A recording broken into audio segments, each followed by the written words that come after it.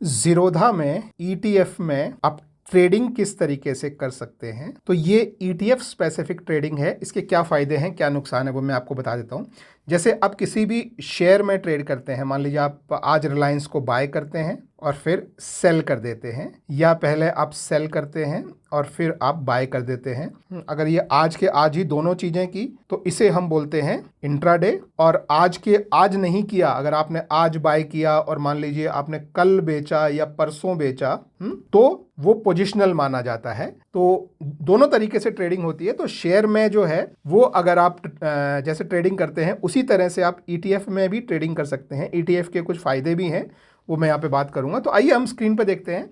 तो जैसे मान लीजिए ये आपके सामने सारे जो हैं ये आपके इंडेक्सेस हैं, और इंडेक्सेस पे ही हमारे ईटीएफ जो हैं वो बेस्ड होते हैं। तो मान लीजिए हम एक ईटीएफ यहाँ पे ऐड कर लेते हैं जो कि लेट्स से एग्जांपल के लिए निफ्टी 50 पे बेस्ड हो।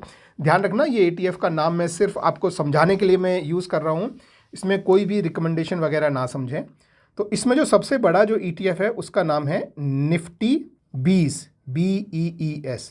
ये जो है ये सबसे बड़ा ईटीएफ है। तो अगर मान लीजिए हमको ट्रेडिंग करनी है तो हम उसको यहाँ पे ऐड कर लेते हैं। तो हम सर्च करते हैं और यहाँ पे हम लिखते हैं निफ्टी 20, ठीक है। अब आप देखेंगे कि ये निफ्टी 20 जो है यहाँ पे ऑलरेडी एडेड है, और ये एनएसई में भी ट्रेड होता है, बीएसई में भी ट्रेड होता है। इसकी जो कंपनी है जो इसको चलाती है वो है निपॉन इंडिया।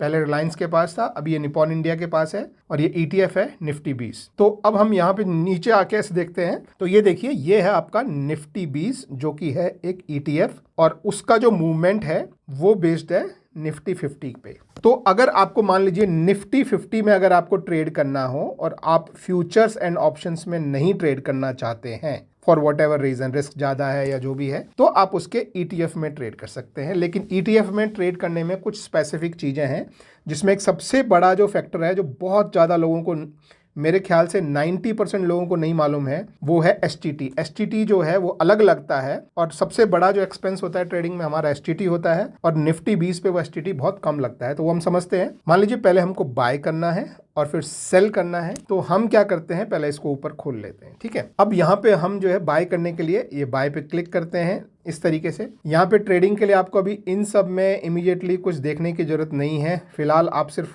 रेगुलर से ट्राई कीजिए। यहाँ पे आपकी क्वांटिटी यानी कितने शेयर नहीं होती, यूनिट्स होती हैं इसमें, लेकिन आप शेयर जैसे ही समझ सकते हैं।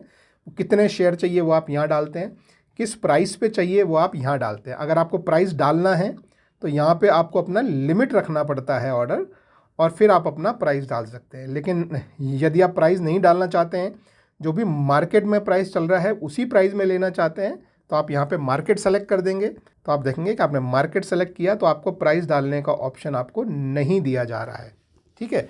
लिमिट डालेंगे तो आपको प्राइस डालने का ऑप्शन दिया जाएगा, पहली बात ये।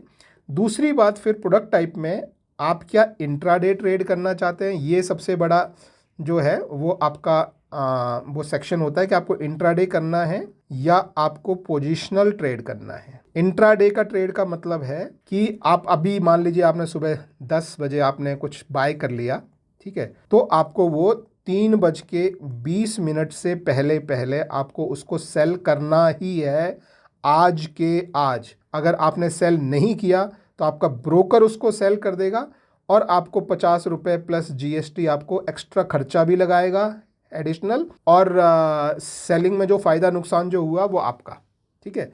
तो ये इंट्राडे में इंपॉर्टेंट चीज़ है जो सबको ध्यान रखनी है। इंट्राडे का फ़ायदा क्या होता है, अभी मान लीजिए मैं यहाँ पे मैं लिमिट ऑर्डर लगाता हूँ। मान लीजिए मैं बोलता हूँ कि 373 पे मुझे आप 100 शेयर दीजिए।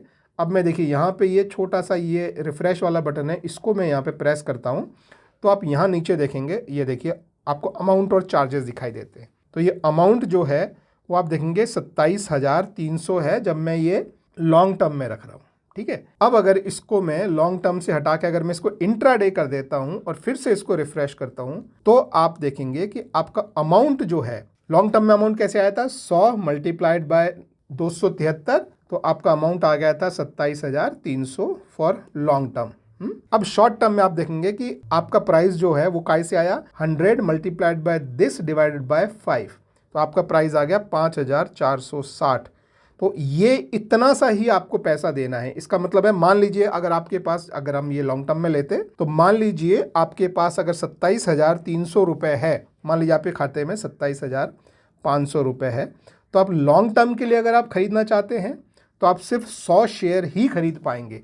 लेकिन वही अगर आप इंट्राडे में ट्रेडिंग करना चाहते हैं तो आप 100 की बजाय आप 500 शेयर भी यहाँ पे कर देंगे और इसको रिफ़्रेश करेंगे तो आप देखेंगे 500 शेयर मैंने कर दिया है मल्टीप्लाइड बाय 273 डिवाइड बाय 5, तो ये नंबर जो है ये नंबर निकल के 27,300 आता है। इसको बोलते हैं मार्जिन ट्रेडिंग या इसको बोलते हैं लेवरेज, यानी कि ब्रोकर आपको 5 टाइम्स का लेवरेज देता है इंट्राडे ट्रेडिंग के लिए। ठीक है, ये ध्यान रखो। तो अगर आपके पास पैसा कम है, मान लीजिए आपके पास 1,000 रुपए है, तो आप लगभग 5,000 का ट्रेड ले पाएंगे। आपके पास 1,00,000 रुपए है तो आप 5 लाख का ट्रेड ले पाएंगे। इसका फायदा और नुकसान क्या है? तो इसका फायदा क्या है कि आपने 5x का मान लीजिए लेवरेज लिया है और शेयर का प्राइस 1% ऊपर चला गया, तो आपको फायदा यह है कि आपको इस लेवरेज की वजह से आपको एक ही दिन में 5% का प्रॉफिट मिल जाएगा।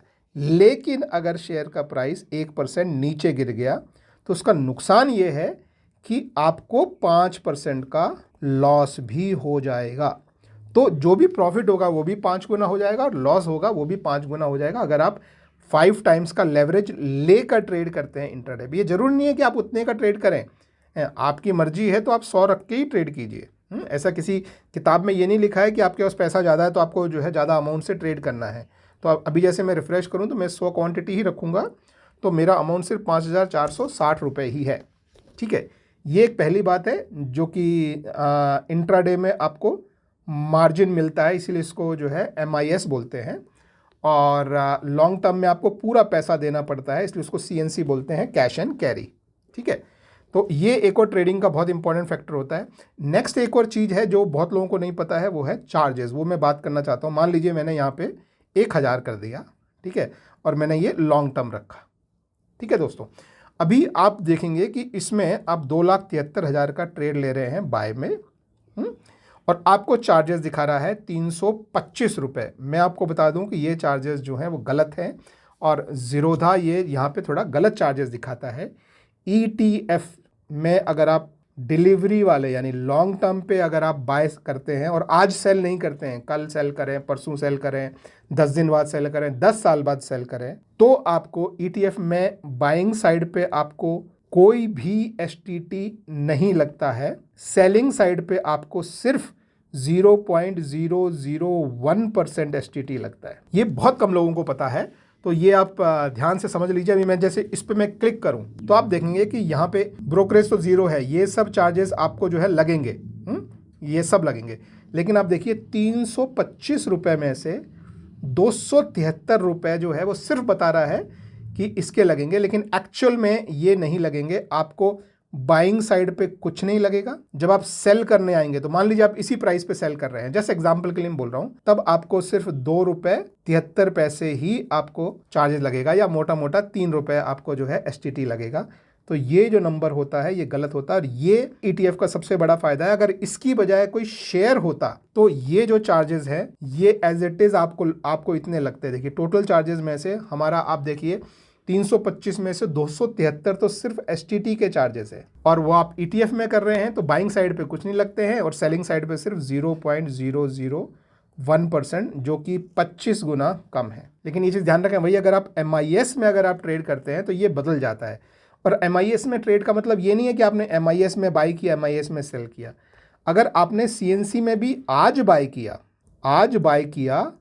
और आज ही आपने सेल कर दिया तो इस ट्रेड को इंट्राडे बोला जाता है। ये मैटर नहीं करता कि आपने MIS सेलेक्ट करके किया है या लॉन्ग टर्म। बहुत लोगों को लगता है कि लॉन्ग टर्म में ब्रोकरेज नहीं लगता है और ये अब STT भी नहीं लगेगा, तो हम क्यों ना इसी में ही बाय करके इसी में सेल कर दें। लेकिन अगर आज ही आपने बाय किया और आज ही आपने सेल कर दिया तो वो इंट्राडे ही माना जाएगा, वो लॉन्ग टर्म नहीं माना जाएगा। ठीक है, अब दूसरा है, जब आप इंट्राडे में जब आप ट्रेड करेंगे तो आपको बाइंग साइड पे जो है कोई STT आपको नहीं लगता है, लेकिन सेलिंग साइड पे आपको STT लगता है और वो है 0.025%। वैसे मैं आपको बता दूं कि शेयर्स जो होते हैं, जैसे मान लीजिए अगर आप रिलायंस ले रहे होते और आज आप जो है वो बाय करते और मान लीजिए कल या 10 दिन बाद या 50 दिन बाद आप उसको सेल करते, तो उसमें आपका STT जो है वो 0.1% आपको लगता है बाइंग टाइम पे एंड 0.1% आपको लगता है सेलिंग टाइम पे। यानी टोटल मोटा मोटा रफली 0.2% आपका STT खा जाता है आपके डिलीवरी वाले ट्रेड में। तो ये बहुत बड़ा एक्सपेंस होता है। तो जैसे अगर मान लीजिए मैं यहाँ पे किसी शेयर पे जाके, मान लीजिए मैं रिलायंस में जाता हूँ और यहाँ मैं कुछ आपको बाय ऑर्डर दिखाता हूँ, तो आप देखिए लेट्स से 100 का बाय ऑर्डर अगर हमने किया तो आप देखेंगे कि 3,18,000 पे 379 जो है, तो ये STT का इतना अमाउंट होता है। और इसी तरीके से अगर आप उसका सेल ऑर्डर भी लगाते हैं, मान लीजिए 100 क्वांटिटी का, तो आप देखेंगे कि यहाँ पे भी आपको STT लगता है। तो शेयर्स में बाय और सेल में दोनों साइड STT लगता है, लेकिन वही अगर आप ETF में आप ट्रेड कर रहे हैं, सबसे बड़ा फ़ायदा है आपकी कॉस्ट बहुत रिड्यूस हो जाती है। तो इंट्राडे में 0.025% और डिलीवरी में 0.001%। ये सिर्फ सेल साइड पे लगता है, बाय साइड पे कुछ नहीं लगता है। ठीक है, तो ट्रेड लेना जैसे मैंने आपको बताया, आप क्वांटिटी डालिए, जो प्राइस चाहिए डालिए, अगर आपको अपना प्राइस चाहिए तो लिमिट डालिए लॉन्ग टर्म और स्वाइप टू बाय कीजिए। तो जैसे एग्जांपल के लिए मैं अभी यहाँ पे 273 डाल देता हूँ मेरा प्राइस, और मान लीजिए मैं क्वांटिटी यहाँ पे मैं 100 कर देता हूँ, 1000 कर देता हूँ। ठीक है, तो अभी ये लॉन्ग टर्म के लिए है तो मुझे पूरा पैसा इसका भरना पड़ेगा, लिमिट ऑर्डर है यानी मैं अपना प्राइस दे रहा हूँ, और मैं स्वाइप टू बाय को राइट में मैं कर देता हूँ। तो मेरा ऑर्डर जो है वो अभी यहाँ पे लग चुका है और मेरा ऑर्डर अभी ओपन में है। ओपन का मतलब है कि मेरा ऑर्डर अभी एग्जीक्यूट नहीं हुआ है, यानी मुझे अभी इस समय शेयर्स नहीं बोले, मतलब यूनिट बोले, वो अभी नहीं मिले हैं। जब ये एग्जीक्यूट हो जाएगा यानी मेरा प्राइस आ जाएगा, यानी ये 40 पैसे नीचे गिर के मेरा प्राइस आएगा, तब ये एग्जीक्यूट होगा और तब वो यहाँ से मूव होके और ये आपके जो एग्जीक्यूटेड ऑर्डर्स हैं इसमें यहाँ पे ही आ जाएगा। तो तब आपको ये शेयर मिल जाएंगे। फिर आप चाहें तो उन्हें कल बेचें, परसों बेचें, 10 दिन बाद बेचें, चाहे 10 साल होल्ड करें, कोई फ़र्क नहीं पड़ता। बट ट्रेडिंग के लिए आप इसे कल बेच सकते हैं, और अगर आपने इसे कल बेचा तो आपका STT जो है वो 0.001% लगेगा, which is the biggest benefit of ETF trading. ठीक है, और ये ज़ीरोधा के साथ ही नहीं है, ये आप किसी भी ब्रोकर के साथ आप ट्रेड कर रहे हो, दिस इज़ द स्टैंडर्ड। तो आई होप वीडियो हेल्पफुल रहा तो एक थम्स अप दीजिएगा और मेरे चैनल को सब्सक्राइब कीजिए। Thank you very much. Thumbs up कैसे होगा, ऐसे ही होगा शायद। Thank you, bye.